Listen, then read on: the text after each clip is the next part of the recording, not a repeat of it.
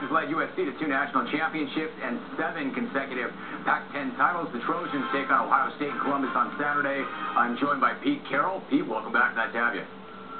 Hey, Jim. Good to be here. Pete, let me talk to you first about your quarterback, Matt Barkley. He became the first true freshman in USC history to open up the season as a starting quarterback. How did you think he handled himself against San Jose State? Oh, he handled himself really well. He was very calm about it. He was poised. He performed well. You know, he's 15 out of 19 and threw a couple balls away, so he had a big day throwing the ball. But most of all, I think just his composure and handling the huddle and dealing with, the game situations was really well done. Yeah, San Jose State, of course, is one thing, but Ohio State in the shoe is quite another. Any idea how he reacts to a hostile environment like that one? Well, I think just judging from the way he's handled everything that's come at him, through the time he's been with us, he's going to do really well. Of course, it's trying and troubling, and and it's going to be as loud as it can get and all that. But this kid is a very composed kid, and I would be surprised if it shakes him at all. I think he's going to be just fine. Pete, beyond that, I'm not sure I've ever heard you talk about a young player the way you have Barkley. You've talked about him being not normal, about him being atypical, about him being unlike any other first-year player you've ever had. What makes this particular player so special? Well, he has all of the physical tools that you're looking for. He's capable of doing all of the things at the quarterback position for us. But beyond that, he has a level of confidence and self-confidence and a manner about himself that's it separates him.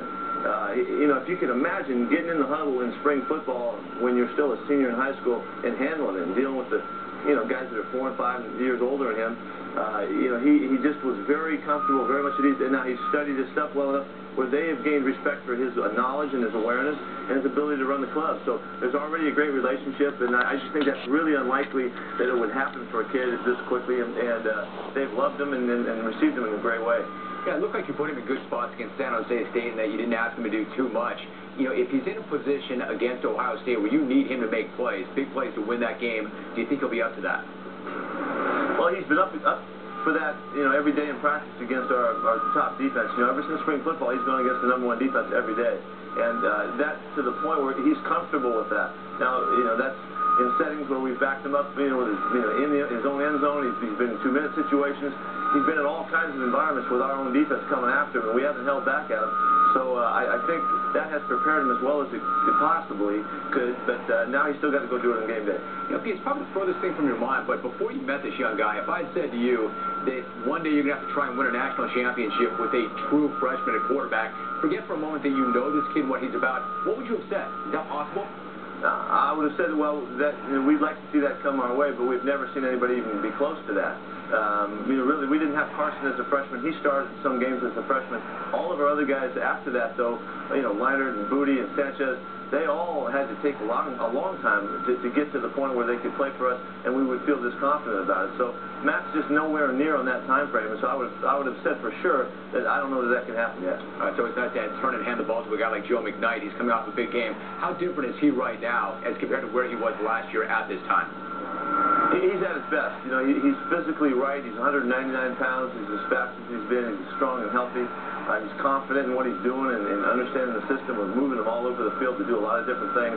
So all of that combined, Joe's at his very best he's been since he's been here at SC. How would you compare him to some of the better backs that you've had there?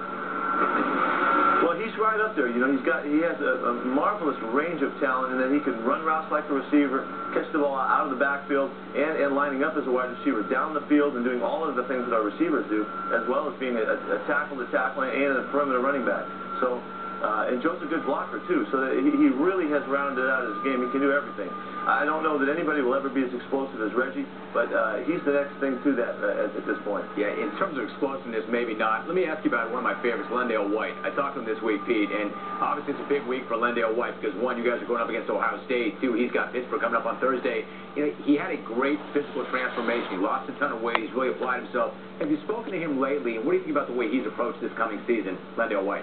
Well, we saw him in the offseason. He was around springtime, and he just looked like a different guy. He's totally changed his his mentality and his demeanor, and I think to make the transformation that he's made, it's taken a great commitment from him. You know, once guys make a commitment like that, it's hard to give it up, and they fight really hard to maintain it. I think this is going to be a great start, hopefully a great start for Lendale. In this season, he can get underway and really feel the confidence and the support that he should deserve to get because he's a different guy right now. All right, you've got yourself a new defensive coordinator. You've got new look defense. Talk about the challenge in going up against Terrell Pryor. As tough as he was last year, this year's got to be different in the sense that he's the guy, he knows he's the guy, and he's got another year under his belt. That's a really tough challenge, isn't it? Yeah, he's an extraordinary athlete in every way. He's big and strong and fast and can throw the ball a mile. He's got great confidence. He's a great competitor. You know, he competed really well in our game last year, which was only a couple games into his start. And so with all of the background he has now, he's as difficult a single talent as you could face. So it's going to take everything we have, you know, to keep him under control. He's going to make plays anyway, but we got to keep him from just dominating the game, and hopefully we'll be able to find a way. How do you contain him, and how do you keep containment? The guy is so tough to get to. Yeah, I don't think you do contain him. You know, he gets out. You can talk about, you know, rushing the passer and staying up in your pass lanes and all, but he doesn't care about that. If it's time for him to get out, he's going to get out and go. You just don't want him to get 20 and 30 yards when he takes off. You hope to minimize his runs and also minimize his opportunities to throw the ball down the field when he starts to run. Those are very difficult situations for a defense. And then how tough is he to knock down? Well, he's really hard to tackle. He's not a guy that's trying to run over you, but he's so big, and he's so strong, and he's so fast that guys miss him, and they drip off him all the time. So we're going to work really hard at staying wrapped up on him and trying to get him down.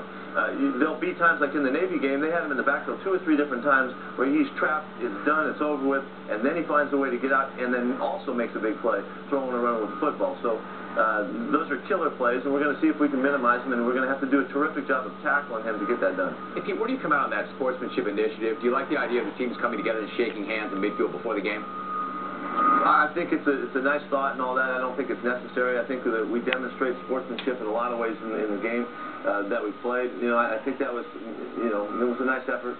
I didn't mind doing it, but I don't think we need it. I think the game goes just fine just as it is. Yeah, let me finally ask you, it was interesting to see the reaction in Columbus to Terrell Pryor's eye black. And I go back to Reggie Bush, who used to represent 619. You know, the kids are going to represent what they want to represent. Jim Tressel said, I may micromanage some things, but not this one. I haven't really paid attention. Do you care what your players put under their eyes? Yeah, we do. You know, our guys started doing that years ago, and we did start to talk to them about the expressions that they make. You know, we didn't make a big deal about it and haven't, but we do want, you know, to use good judgment and to be classy about what our thoughts are and whatever our expressions are. And if it's too big of a deal, if it starts to become an issue, they're not doing it. So that's kind of how we've handled it in the past. Big game Saturday, Pete. Nice to have you back. Thank you very much. All right, Jim. Good to talk to you. You too, Pete. Appreciate it. Next up on the forum, more on the Browns. Quarterback saga. Is Eric Mangini gaining any kind of edge by keeping his starting quarterback under wraps? We're going to hit that one and more when we come back.